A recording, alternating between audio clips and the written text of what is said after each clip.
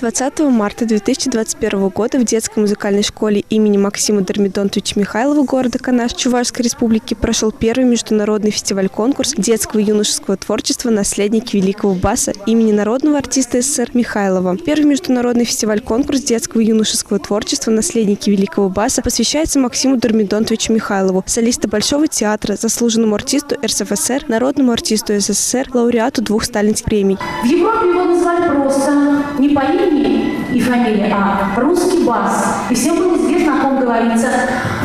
Его голосом восхищался Шаляпин. А мы гордимся, что вот уже 2 года наша школа имеет честь носить имя музыканта, вокалиста, человека, которым гордится Чувашия. Данный фестиваль-конкурс проводится в городе Канаш впервые. В детской музыкальной школе города Канаш предоставлена уникальная возможность не только познакомить молодое поколение с жизнью, творчеством и достижениями Михаила Дормидонтовича, но и внести свою лепту в увековечивание памяти великого земляка, поднявшегося на недосягаемую высоту оперного искусства.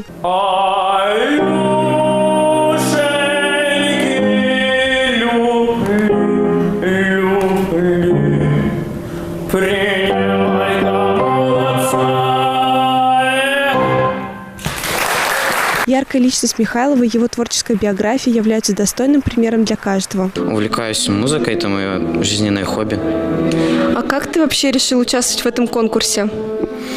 Я узнал об этом от своего преподавателя и решил попробовать. В конкурсе принимало участие 148 человек из разных уголков России. Канаш, Чебоксары, Казань, Нижнекамск, Шумерли, Нижний Новгород, а также участники из других стран, такие как Италия и США. Фестиваль-конкурс «Наследники великого баса» имени народного артиста СССР Михайлова проводился как в очной, так и в заочной форме. Я учусь в Канашском педагогическом колледже на музыкальном отделении. Занимаясь в Канашском педагогическом колледже, преподаватель по вокалу предложила спеть на этом конкурсе.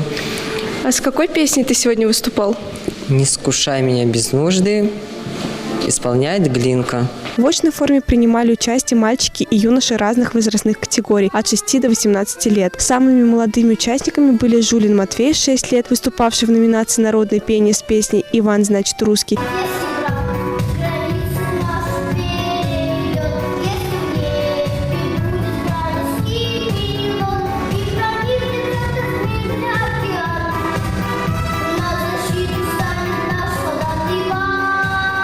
И Желтухин Станислав, 6 лет, выступавший с песней «Родина».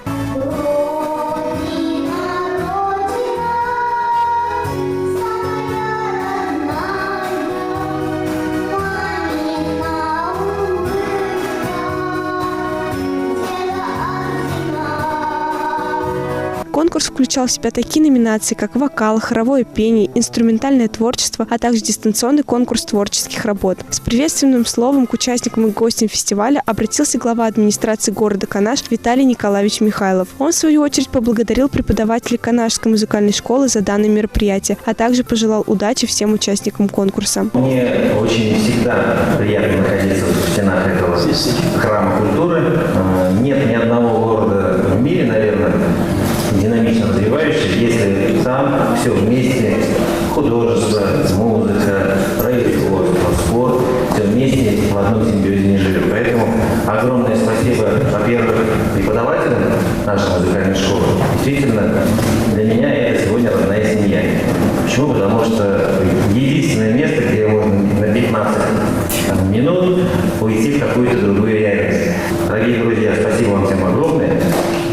Всем приятно провести сегодняшний день. Это самое главное. Ну и сегодня действительно, может, мы какие-то алмазы заметим, начнем постепенно драться.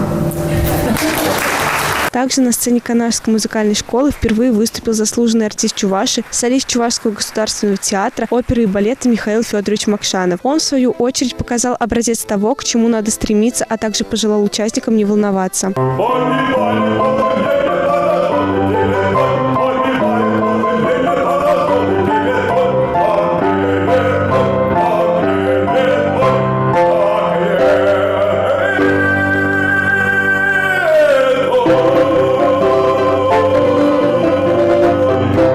Я вам желаю удачи, самое главное